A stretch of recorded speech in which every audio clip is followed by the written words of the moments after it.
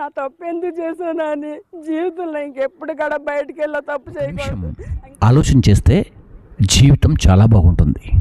క్షణిక ఆవేశంలో తీసుకునే నిర్ణయం జీవితాన్ని ఏడిపిస్తూ ఉంది.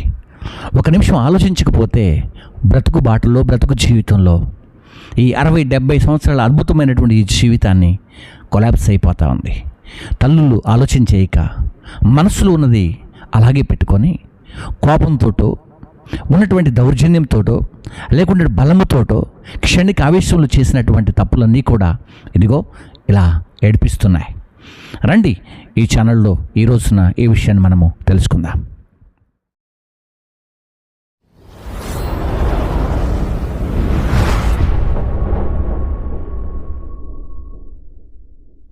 Right, yes, welcome to my channel. అందరికీ కూడా ప్రైజ్ ది లార్డ్. నేను గడిచిన దినాల్లో జరిగినటువంటి ఈ వీడియోను చూడటం జరిగింది. ఇది రాజమండ్రి సెంట్రల్ జైల్. ఇందులో స్త్రీలు చాలామంది ఉన్నారు. ఇక్కడ ఒక అద్భుతమైనటువంటి విషయాన్ని జరుగుతూ ఉన్నాయి. అక్కడ ఇంటర్వ్యూ చేసినటువంటి యాంకర్ గారు చక్కగా అద్భుతంగా మాట్లాడుతున్నారు.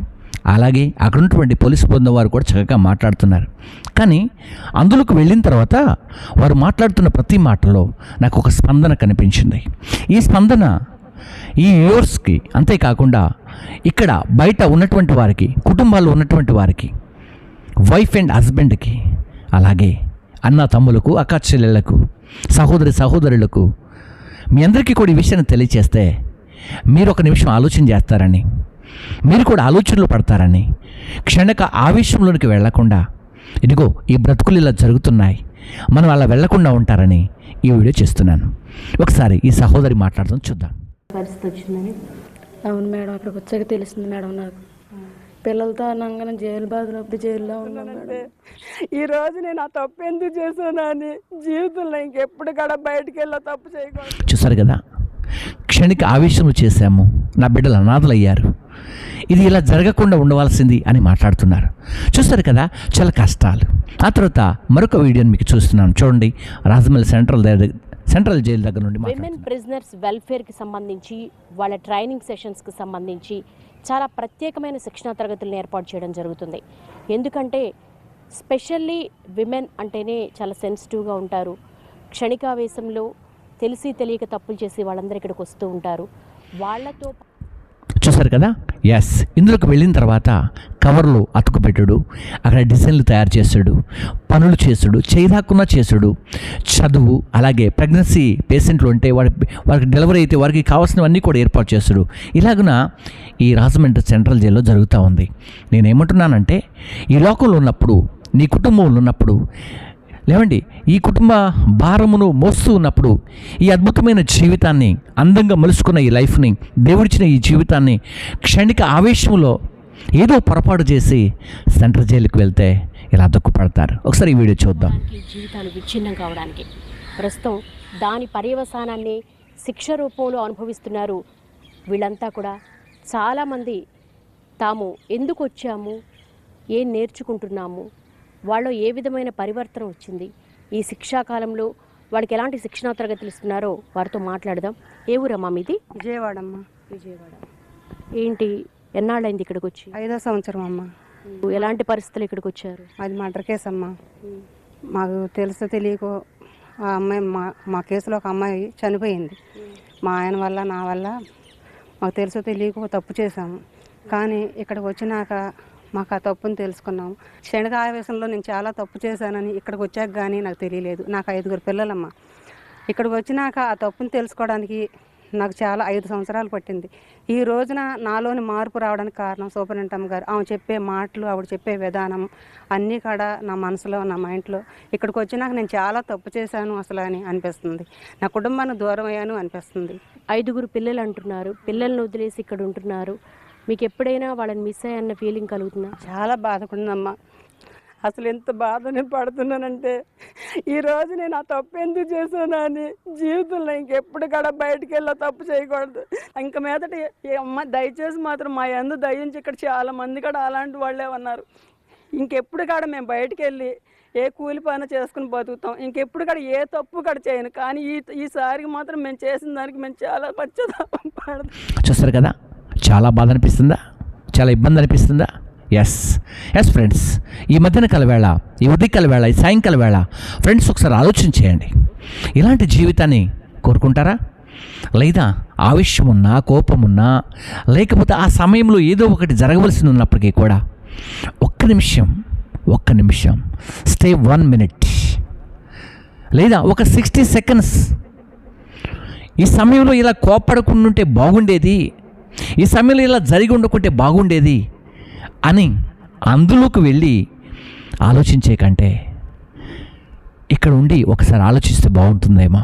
ఈ అందమైన జీవితాన్ని కట్టుకోవడానికి, ఈ అందమైన బ్రతుకును బాగు చేసుకోవడానికి ఒకసారి ఆలోచన చేస్తే బాగుంటుందేమని ఈ వీడియో చేస్తున్నాను. అక్కడ ఎస్పీ గారు చెబుతున్నారు, పోలీసు వారు చెబుతున్నారు, ఎంతమంది చెప్పినప్పటికీ కూడా వారు ఏం చేయలేరు అంటే పడినటువంటి శిక్షను తీసివేయలేరు, చేసినటువంటి హత్యను ఏమీ చేయలేరు. కాబట్టి అక్కడున్న జీవితాన్ని, ఈ హత్యలు చేసి వెళ్ళినటువంటి జీవితాన్ని వాళ్ళు మలిచి మార్పు తీసుకురాగలరు, కానీ బయటకు తీసుకురాలేరు. వారు నీలో మార్పు తీసుకోవడానికి ప్రయత్నం చేయగలరే కానీ నీ శిక్షను తొలగించలేరు. కాబట్టి ఈ వీడియో చూస్తున్నటువంటి స్నేహితులారా, ఒకసారి ఆలోచన చేయండి.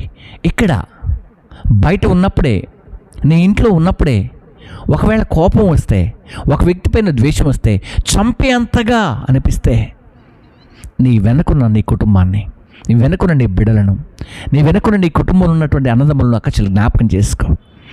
నాకేమైనా పర్వాలేదు, ఇలా వెళ్ళి ఇలా వస్తాను అనుకుంటున్నావా?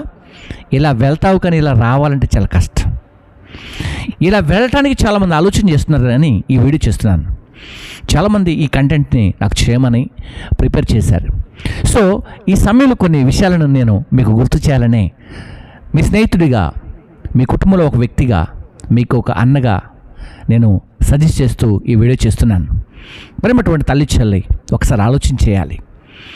ఏదో సాధిద్దామని, ఏదో సంపాదిద్దామని, ఏదో నాదవుతుందని, ఏదో వచ్చి పడుద్దని తొందరపడుతున్నారా? లవ్ ఫెయిల్ అయ్యో, డబ్బు కాడనో, కుటుంబ కలహాలో, ఏమండి ఆస్తుల తగాదాలో, పొలాల తగాదాలో, దేనికోసమో ఈ లోకానుసారమైనటువంటి డబ్బు కొరకే కావచ్చు, దేని కొరకైనా అతన్ని చంపి మనం సాధించాలి, లేదా అతన్ని పక్కన పెట్టేసి నేను ఇలా బ్రతకాలని అనుకుంటున్నటువంటి వారు ఎవరైనా ఉంటే మీ కొరకే ఈ వీడియో. దయచేసి ఒక్క నిమిషం ఆలోచన చేయండి. బైబిల్లో ఒక మాట ఉంటుందండి, నీ శత్రువుల కొరకు ప్రార్థన చేయమని. క్షమించే గుణము, క్షమించే మనస్సు. చూస్తారు కదా, అందులోకి వెళ్ళిన తర్వాత పేపర్లు అంటుపెట్టమంటే పెట్టాల్సిందే, అల్లికలు చేయమంటే చేయాల్సిందే. బిఆర్ అంబేద్కర్ యూనివర్సిటీలో చదువుకోవడానికి అవకాశాలు కలిగించి ఉద్యోగాన్ని కూడా ప్రిపేర్ చేస్తున్నారు వాళ్ళు. అక్కడ అలా చదువుకోమంటే చదువుకోవాల్సిందే. నేను అక్కడ ఏం చేయను అంటే ఇంట్లో ఉన్నట్లు కాదు, అక్కడికి వెళ్ళి ఏం చెబితే అది చేయాలి, ఏం పెడితే అది తినాలి, ఎక్కడ కూర్చోమంటే అక్కడ కూర్చోవాలి. ఈ విషయాన్ని గమనిస్తున్నారా? కాబట్టి క్షణిక ఆవేశం అనేది చాలా డేంజర్ లైఫ్లోకి తీసుకువెళ్తుంది.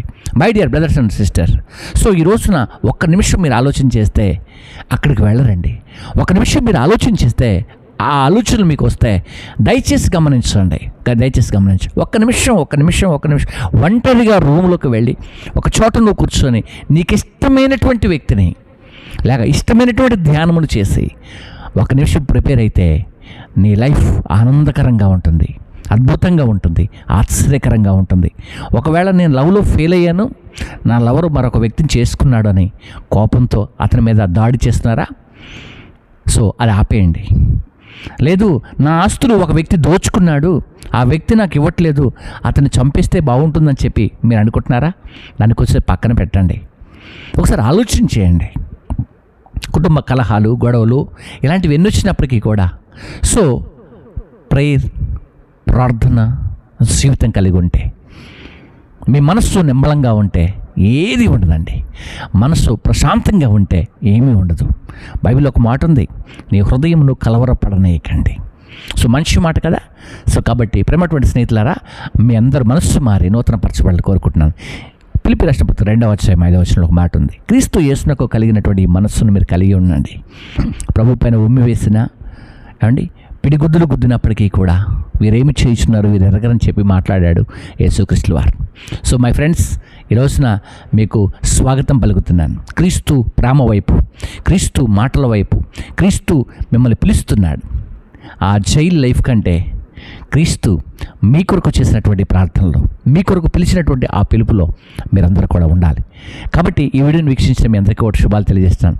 మరి ప్రాముఖ్యంగా యాంకర్ గారికి శుభాలు, అంతేకాకుండా అక్కడ ఉన్నటువంటి పోలీసు బృందం వారికి, మరి ప్రాముఖ్యంగా ఆ జైల్లో ఉన్నటువంటి స్త్రీలందరికీ కూడా ప్రభుపేట శుభాలు తెలియజేస్తున్నాను. మీ మనసు మార్చబడాలి, మీరు త్వరగా బయటికి రావాలి. అంతేకాకుండా మీ బిడ్డలను, మీ కుటుంబంలో వారందరినీ కూడా మీరు చూసుకోవాలి, తనివి తీరా చూసుకోవాలి.